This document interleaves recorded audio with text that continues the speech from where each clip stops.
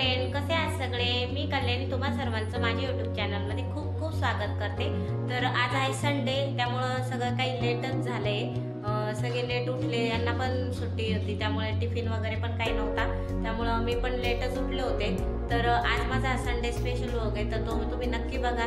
दिवसभर मी काय काय केलं काय नाही ते नक्की या व्हिडिओमध्ये तुम्हाला। तर आजचा व्हिडिओ तुम्हाला कसा वाटतोय मला कमेंट करून नक्की सांगा।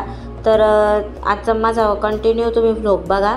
तर सगळं काही आवरल्यानंतर मी देवपूजा करून घेतली। देवाची पूजा केल्यानंतर खूपच छान वाटतं। फुलं वगैरे वाहिले, आरती केली आणि खूप छान दिसते माझा सुंदर असा देवारा आणि प्रसन्न वाटतं एकदम घरामध्ये। आणि त्यानंतर मी थोडं रिलॅक्समध्ये बसले आणि टी व्ही बघत होते। आणि आज ठरलं तर मग ह्या सिरियलचा महासंगम होता, तो मी बघत होते।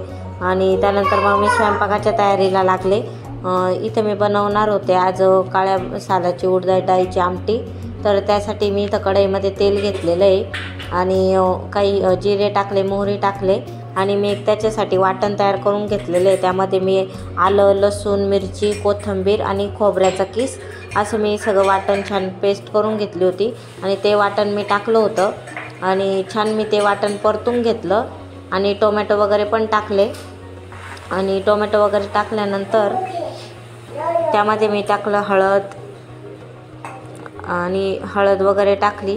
तर खूप छान होती ही भाजी, तुम्ही पण नक्की ट्राय करा। आणि हळद टाकली अर्धा चमचा, त्याच्यानंतर टाकलं 2 चमचे लाल तिखट, अर्धा चमचा काळा मसाला आणि अर्धा चमचा कांदा लसूण मसाला। तर हे सगळे तुमच्याकडे जो कोणता मसाला गोडा मसाला असेल तो टाकला तरी चालेल। तर त्याने छान हे मसाले मी परतून घेतले। मसाले छान आपल्याला परतून घ्यायचे। त्यानंतर आपल्याला यामध्ये मी इथे डाळ शिजवून घेतलेली आहे, उडदाची डाळ काळ्या पाठीची, ती यामध्ये आपल्याला टाकायची। छान मी मिक्स करून घेतली आणि ती डाळ मी या वाटणामध्ये टाकून घेतली आणि छान आपल्याला आता ही डाळ मिक्स करून घ्यायची या वाटणामध्ये आणि थोडंसं पाणी टाकायचं।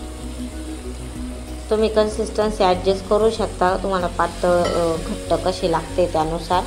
तर घट्टच ठेवायची, जास्त पण पातळ नाही करायची। खूप छान लागते आणि भाकरीसोबत पण तुम्ही खाऊ शकता आणि भात, भाकर व पोळी सगळ्यासोबत पण छान लागते। त्यानंतर आपल्याला एक 5-10 मिनटं ही आमटी इथं उकळून घ्यायची आहे।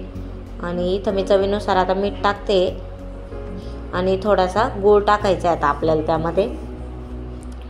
मी इथं गूळ टाकून घेते, थोडासा टाकलेला आहे गूळ। गूळ टाकल्यामुळे चव पण खूप छान येते आणि चविष्ट लागते आमटी एकदम। त्यानंतर मग आम्ही जेवायला बसलो आणि मी यांना पण वाढून दिलं आहे जेवायला मी यांना वाढून दिलं। कांदा वगैरे, पापड आणि असं छान जेवण होतं, त्यासोबत खोबऱ्याची चटणी होती।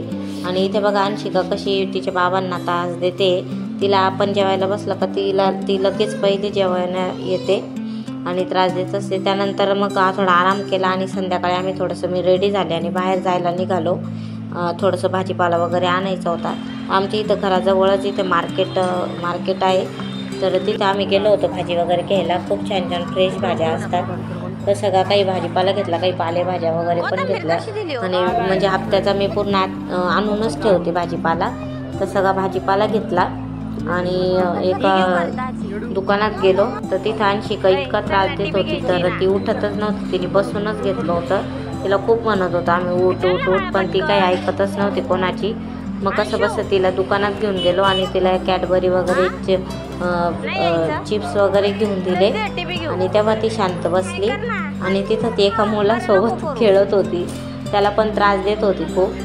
आणि त्यानंतर मग आम्ही चाट खाण्यासाठी आलो, पाणीपुरी वगैरे। आणि तिथं मग मी ओली भेळ घेतली, ओली भेळ खाल्ली, खूप टेस्टी होती। सगळी खरेदी वगैरे करून आम्ही घरी आलेलो आहे। तर आजचा व्लॉग तुम्हाला कसा वाटला ते नक्की मला सांगा। व्हिडिओला लाईक करा, शेअर करा आणि चॅनलला नक्की सबस्क्राईब करा। भेटूच्या पुढच्या व्लॉगवर।